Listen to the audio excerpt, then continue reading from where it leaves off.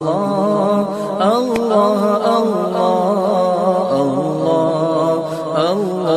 الله الصبح بدا من طلعته والليل دجى من وفرته. نوائد سنت الاعتکاف. مسلسل کئی دنوں سے ایک حدیث پاک کو ہم نے سماعت کیا تھا جس میں صحابہ اکرام کی شان و عظمت کا ذکر ہوا اور آقا کریم علیہ السلام کی اتباع کے ساتھ ساتھ صحابہ اکرام کی اتباع کا ہمیں حکم دیا گیا اور ان کی پیروی کرنے اور ان کی ذات کو سمجھنے اور ان کے اوصاف کو سمجھنے کے حوالے سے ہمیں ترغیب دی گئی. حضرت عبداللہ ابن مسعود رضی اللہ تعالیٰ عنہ فرماتے ہیں کہ جسے کسی کا طریقہ اپنانا ہے اسے چاہیے کہ ان کا طریقہ اپنائے جو اس دنیا سے کوچ کر گئے ہیں، کیونکہ جو باحیات ہے وہ فتنے سے محفوظ نہیں ہے. وہ لوگ حضور نبی کریم صلی اللہ علیہ وسلم کے صحابہ ہیں جو اس امت میں سب سے افضل تھے، سب سے زیادہ پاکیزہ دل والے، علم کی گہرائی والے اور کم تکلف والے تھے. اللہ نے انہیں اپنے نبی صلی اللہ علیہ وسلم کی صحبت اور اپنے دین کی اقامت کے لیے چن لیا تھا. ایک بہت بڑی شان ہے کہ صحابہ اکرام کو اللہ تبارک و تعالیٰ نے یہ عظمت و شان عطا فرمائی کہ آقا علیہ السلام کی صحبت کے لیے بھی اور دین کی اقامت کے لیے چن لیا تھا. تو اس سے یہی بات ثابت ہوئی کہ دین کے لیے جو بندہ بھی، جس کسی نے بھی دین کے لیے قربانیاں دی ہے اور جس کسی نے بھی دین کا کچھ کام کیا ہے، رہتی دنیا تک ان کا نام بھی زندہ ہے، ان کی شان بھی زندہ ہے اور ان کی سیرت بھی زندہ ہے. یہی وجہ دیکھیں آپ، دنیا میں بڑے بڑے بادشاہ گزر گئے اور بڑے بڑے حکمراں گزر گئے، بڑے بڑے راجہ مہاراجہ گزر گئے، لیکن ان کی قبروں کے نشان بھی نہیں ہے، ان کا نام لینے والا بھی نہیں ہے، ان کا ذکر کرنے والا بھی نہیں ہے، نہ ان کی زندگیاں محفوظ ہیں، نہ ان کے خاندان محفوظ ہے، نہ ان کی سیرت کے حوالے سے کوئی باتیں محفوظ ہے. لیکن ہمارے صحابہ اکرام، آقا علیہ السلام اور خود ہمارے بزرگان دین کی ایک ایک چیز زندہ محفوظ ہے اور لوگ ان کا ذکر کر رہے ہیں اور ان کے ناموں پر، اپنے بچوں کے نام رکھنے پر فخر محسوس کرتے ہیں اور ان کے سالگرہ بھی منائے جاتے ہیں، عرس بھی منائے جاتے ہیں. اس قدر اللہ تبارک و تعالیٰ نے انہیں چن لیا تھا. یعنی بندہ جب دین کا کام کرتا ہے، دین کے حوالے سے قربانیاں دیتا ہے تو خود بخود اللہ تبارک و تعالیٰ اپنی شان کے مطابق اسے عزت عطا فرماتا. یہی چیز تھی صحابہ اکرام کو. اس دور میں بھی بہت سارے ایسے لوگ تھے جنہوں نے نہ کلمہ پڑھا، نہ دین کے لیے قربانیاں دی، لیکن ان کا نام لینے والا بھی کوئی نہیں ہے. ابو لہب ہے، اس کے علاوہ بھی بہت سارے منافقین اور کفار تھے، لیکن صحابہ اکرام نے آقا علیہ السلام کی صحبت اختیار کی اور دین کے لیے قربانیاں دی تو اللہ تبارک و تعالیٰ نے انہیں چن لیا. ایسا چنا کہ ان کی فضیلت کو پہچانو اور ان کی پیروی کرنے کا حکم دیا گیا. اسی لیے بھی جس کسی نے بھی آقا علیہ السلام کی غلامی اختیار کی وہ وقت کے اور قوم کے امام بن گئے.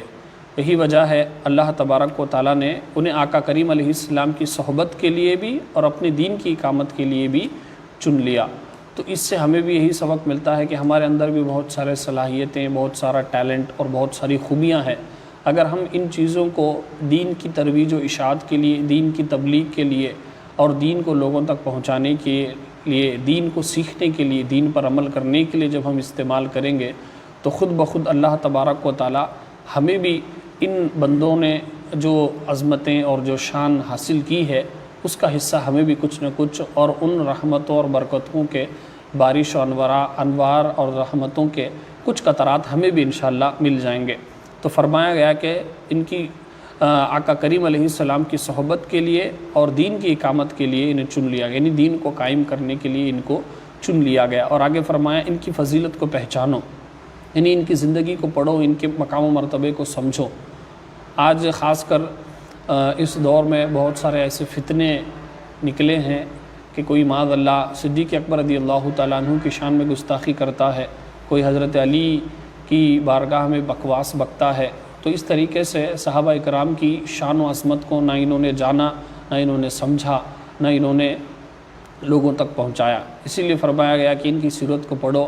اور تمام صحابہ اکرام جو ہے جنتی ہیں، تمام صحابہ اکرام جو ہے یہ نیک ہے. کسی بھی صحابی پر انگلی نہیں اٹھا سکتے، کسی بھی صحابی پر ہم بے ادبی کے الزامات نہیں لگا سکتے. تمام صحابہ اکرام جو ہے یہ جنتی ہیں، ترتیب بتائی گئی ہے۔ 4 خلفائے راشدین جو ہیں، صدیق اکبر رضی اللہ تعالیٰ عنہ، فاروق اعظم، عثمان غنی، حضرت علی، یہ سب سے افضل ہے۔ ان کے بعد جو عشرہ مبشرہ، جو 10 صحابہ اکرام ہیں جن کو آقا علیہ السلام نے دنیا ہی میں جنت کی بشارت دی، وہ، ان کے بعد حسنین کریمین، ان کے بعد جو بدری صحابہ ہیں جنگ بدر میں جنہوں نے شرکت کی، وہ، ان کے بعد بیت رضوان۔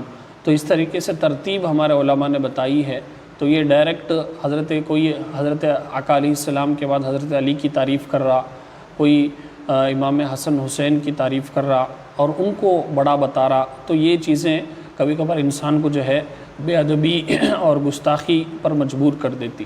اسی طریقے سے جو ترتیب ہمارے علماء اہل سنت نے بتائی ہے، اسی ترتیب کے اعتبار سے ان کے شان و مرتبے کو بتانا ہے۔ حضرت امیر معاویہ رضی اللہ تعالیٰ عنہ، ان کے بیٹے یزید کی وجہ سے، ان کا بیٹا یزید تھا، یہ بدبخت تھا، اس نے برا کام کیا، امام حسین کو اس نے شہید کروایا اور بہت سارے گھنونے حرکتیں اس نے کی، لیکن بیٹے کی وجہ سے باپ پر الزام نہیں لگا سکتے، باپ کی شان میں بے ادبی نہیں کر سکتے۔ حضرت امیر معاویہ رضی اللہ تعالیٰ عنہ جو ہے ایک کاتب وحی ہے، یعنی جب وحی نازل ہوتی تھی تو آقا علیہ السلام ان کو کہا کرتے تھے کہ آپ لکھ لیا کریں۔ تب آپ سوچیں اس زمانے میں، آج اگر کوئی پی ایم کا یا سی ایم کا اگر رائٹر ہے اور اس کے ساتھ رہ کر لکھتا پڑھتا ہے اور اسے ہیلپ کرتا ہے تو اس کی کوئی انتہا نہیں ہوتی، اس کا اتنا بڑا پروٹوکول ہوتا ہے، وہ ایک وی آئی پی کی طرح ہوتا ہے۔ تو آقا علیہ السلام کی بارگاہ میں آقا علیہ السلام جن کو حکم فرمائے کہ آپ لکھو تو ان کی شان بہت بلند و بالا ہے۔ تو حضرت امیر معاویہ رضی اللہ تعالیٰ عنہ صحابی رسول ہے، ان کا ادب و احترام ضروری ہے، ان کے بارے میں کوئی بھی غلط سلط باتیں ہم نہیں کر سکتے۔ ہر صحابی جو ہے یہ جنتی ہے۔ آقا علیہ السلام نے فرمایا میرے تمام صحابہ اکرام جو ہے یہ عادل ہیں، نیک ہیں، اور فرمایا کہ کسی ایک صحابی کی بھی پیروی کرو گے تو کامیاب ہو جاؤ گے، میرے صحابہ ستاروں کے مانند ہیں۔ تو خاص کر حضرت امیر معاویہ رضی اللہ تعالیٰ عنہ، کل ان کا دن گزرا، 22 رجب ان کا وصال ہوا۔ تو خاص کر شیعہ جو ہے ان کے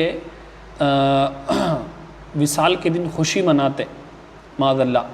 تو یہ اس طریقے کے حرکتیں کرنا یہ اہل سنت کا طریقہ نہیں ہے، یہ غیروں کا طریقہ ہے۔ اسی لیے انہوں گھر میں خوشی مناتے اور مٹی کے برتن میں کھانا کھلاتے، گھر ہی میں کھلاتے، باہر نہ کھلاتے، اور وہ مٹی کے برتن جو ہے گھر ہی میں کھانا کھلا کر وہ تاکہ توڑ دیں، بعد میں معلوم نہ ہو، اس لیے اس طریقے سے وہ کرتے ہیں۔